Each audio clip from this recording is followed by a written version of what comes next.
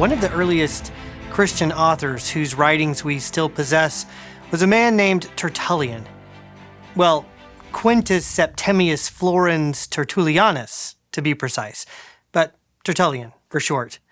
He was born in Roman North Africa in the middle of the 2nd century, and after becoming a Christian, he wrote a number of treatises defending Christianity from criticism from without and heresy from within.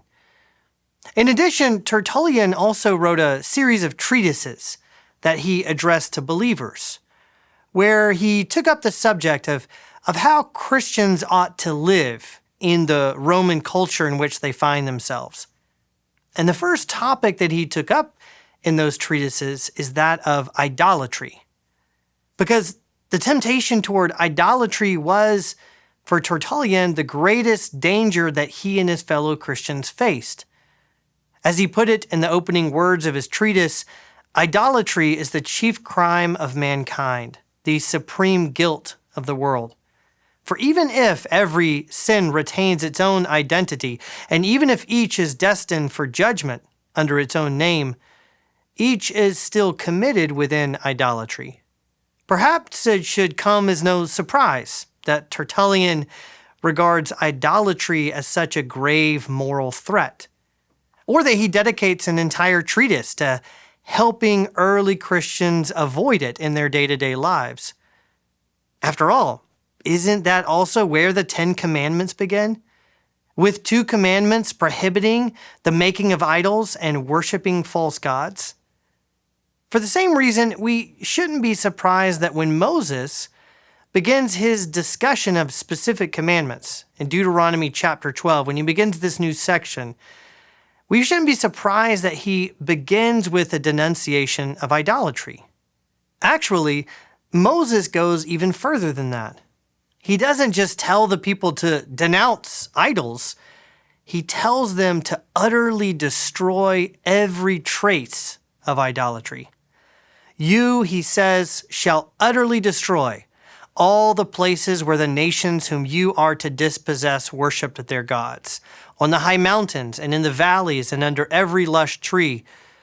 And you shall smash their altars and shatter their sacred pillars, and their cultic poles you shall burn in fire, and the images of their gods you shall chop down, and you shall destroy their name from that place. God didn't just ask his people to avoid idolatry. He commanded them to utterly eradicate every trace of it from their new homeland. He wanted them to obliviate the very memory of the gods whom the Canaanites had worshipped. Don't just destroy the worship sites. He said, you shall destroy their name from that place. What's more, God doesn't just instruct the Israelites to destroy the Canaanite gods or their worship places. He also insists that they must never worship him in the same places or in the same manner that the Canaanites worship their deities. You shall not worship the Lord your God in that way, he says. Later in the chapter, in verse 31, he repeats this command, this time with a bit more explanation. You shall not worship the Lord your God in that way, for every abominable thing that the Lord hates, they have done for their gods. For they even burn their sons and daughters in the fire to their gods. Whether or not child sacrifice was widespread among the ancient Canaanites is uncertain. We do know that it occurred, though not how frequently. But the mention of child sacrifice here, it's not meant to be the only way in which God doesn't want the Israelites to imitate the worship of their neighbors. It's just one example. Elsewhere, God also condemns things like the cultic prostitution that was so common in Canaanite worship, as well as the superstitious rituals of magic and divination. Worship was a daily reality in the world of the ancient Near East. Altars and sacrifices to the gods were everywhere. Of course, God wasn't telling Israel to stop worshiping. Worship was meant to be a daily reality for them, as much as it was for their neighbors. But what mattered wasn't whether or not they worshiped.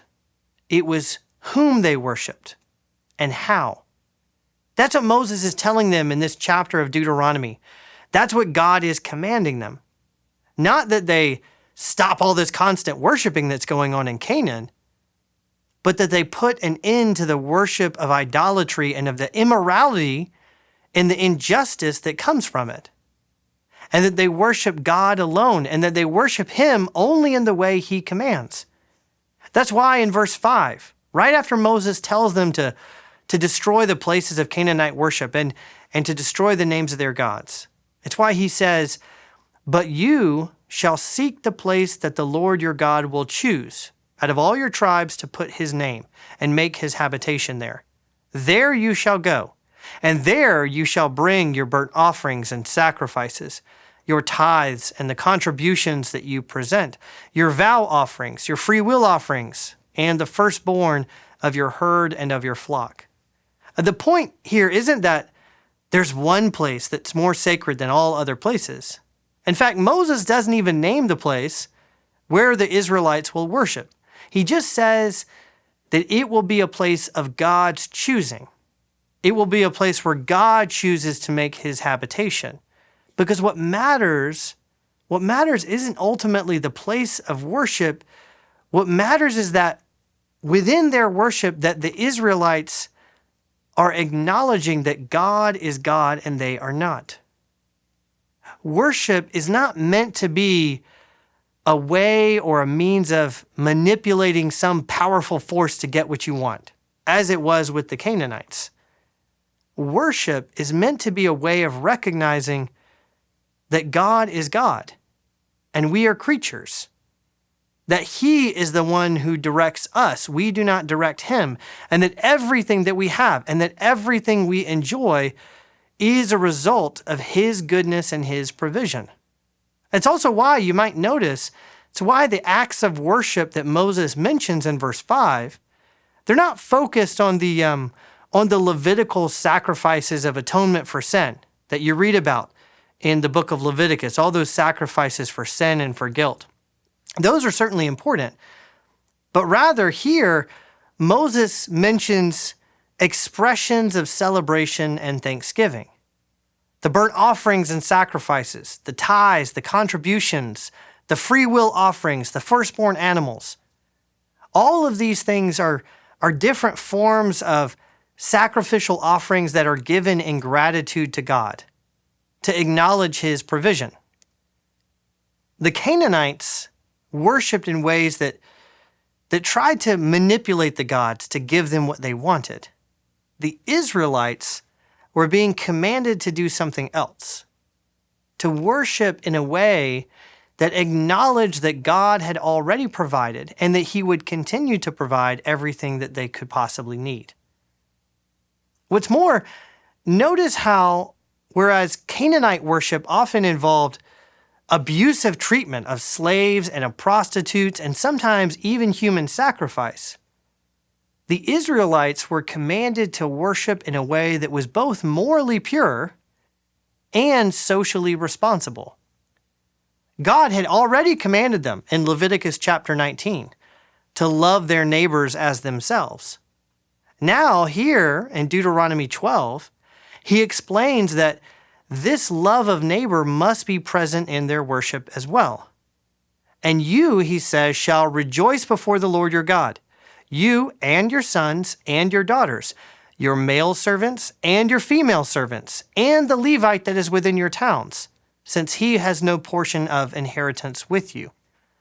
Centuries later, through the mouth of the prophet Isaiah, God will tell the Jewish people that He has come to a point where He hates their sacrifices and their offerings, because they have the audacity to worship Him while mistreating those who are poor and vulnerable among them. But already here in the book of Deuteronomy, Moses is already making the same point. Idolatry is what leads to the abuse and mistreatment of your neighbor. Israel's worship must do the opposite.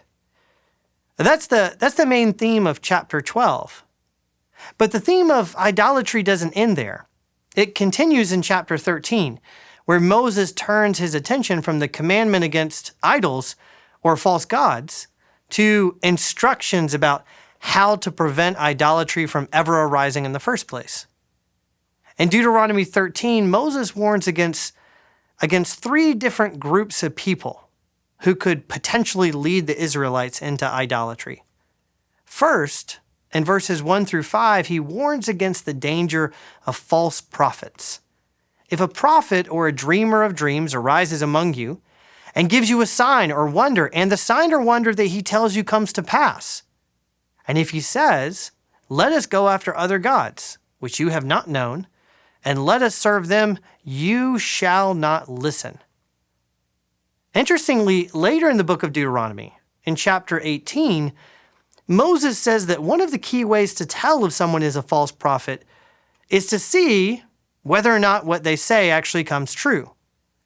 But here in chapter 13, he says that even if you have some great religious leader arise and that person makes predictions and they come true, even then, if he begins to lead you away to the worship of other gods, you are to have nothing to do with them. In fact, he tells them you must put that person to death because he has taught rebellion against the one true Lord. But that's not the only danger. After warning against false prophets, Moses next warns against the influence of friends and family members.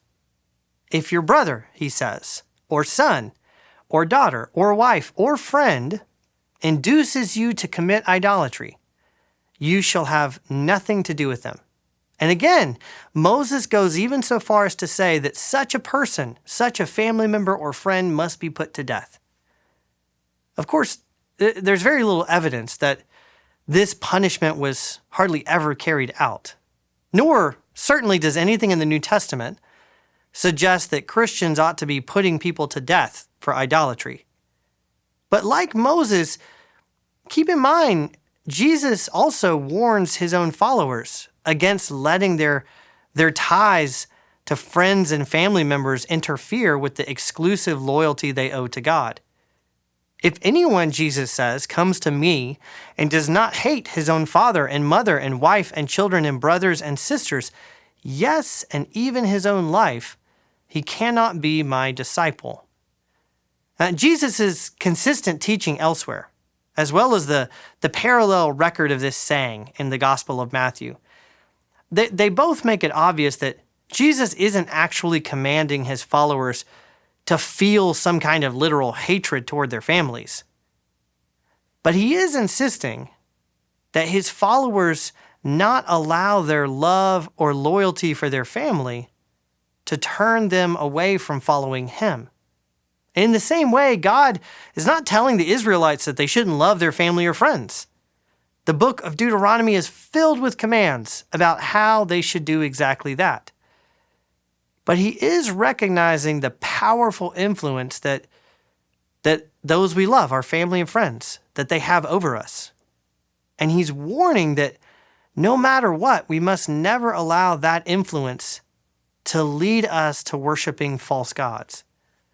If it comes down to a choice between our loyalty to God and our loyalty to our family, it is the latter which must always be sacrificed. That's just how important this is. Finally, after mentioning false prophets and family and friends, Moses turns his attention to the danger of charismatic political leaders. If you hear, he says, if you hear about men who have come to some city and they've captured the attention of its citizens and they've managed to turn their loyalty away from God, then he says you must go and put an end not only to those charismatic political leaders who've led the people astray, but to the entire city. You shall surely put the inhabitants of that city to the sword, devoting it to destruction, all who were in it and its cattle. Now, most people who read these words today, most people are rather horrified by the violence that God is commanding of his people. And no doubt many modern readers, when they come across these passages, no doubt they'll be reminded of some of the terrible acts of violence, some of the atrocity that's been committed over the years in the name of religion, even in the name of the Christian religion. Now, I admit to feeling some of those feelings myself when I read these chapters. And I also admit that these exhortations to violent punishment and execution, that they raise some serious questions that I simply don't really have the time to answer in this video. But I would like to make two simple observations about these consequences. First, the book of Deuteronomy is very clear elsewhere in its condemnation of violence and the shedding of blood. In no way does Deuteronomy reject the prohibition of murder that God gives in chapter 5 in the Ten Commandments. So the fact that God demands destruction here, it's not meant to be an endorsement of violence, but it is a recognition of the severity of idolatry and of just how easy idolatry can spread. Idolatry is what leads to widespread social injustice, abuse, and ultimately death, and it cannot be tolerated. Second, with these warnings, Moses is also making it clear just how subtly and how easily we may be led astray into idolatry. It can come through successful religious leaders. It can come through persuasive politicians. Even the influence of family and friends can incline us to worship false gods. Now, of course, at this point you might be asking, well, what does any of this have to do with me? I certainly don't live in the ancient Near East. I'm not surrounded by pagan altars or idols. I've never burnt any incense, and I have certainly never sacrificed a child to some pagan deity. And yet, even though we live in a very different cultural context, that doesn't mean that idolatry is no longer a problem, or that we no longer experience the temptation to go after other gods. To the contrary, as the American novelist David Foster Wallace, though himself not religious, but as he so candidly acknowledged, there is no such thing as not worshiping. Everybody worships. The only choice we get is what to worship. We all worship. We all give ourselves over to something.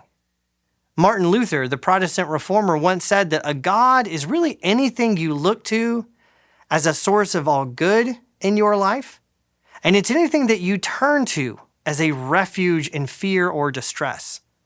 Something that provides you meaning or happiness, and something that can protect you from harm. That's your God. And the dangerous thing about worshiping anything other than God, as Moses points out, is that anything else you will worship will ultimately destroy you, just as it was doing with the Canaanites. Or, as David Foster Wallace himself admits, anything else you worship, as he puts it, will eat you alive. If you worship money and things, if they are where you tap real meaning in life, then you will never have enough.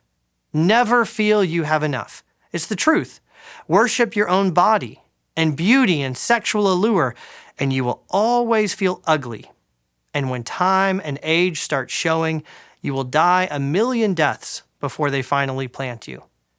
Worship power. You will feel weak and afraid, and you will need ever more power over others to keep the fear at bay. Worship your intellect. Being seen as smart, you will end up feeling stupid, a fraud, always on the verge of being found out. Those aren't the words of some religious authority. In fact, they're not even the words of a religious man. Those are just the honest observations of someone who knows both the power and the danger of worship. And God understands this as well. And that's why in Deuteronomy 12 and 13, he begins his instructions the way that he does, by focusing his attention on the most important matter of all, on what we worship and how. As the Apostle John says in the very last sentence of his own letter in the New Testament, "Little children, keep yourselves from idols."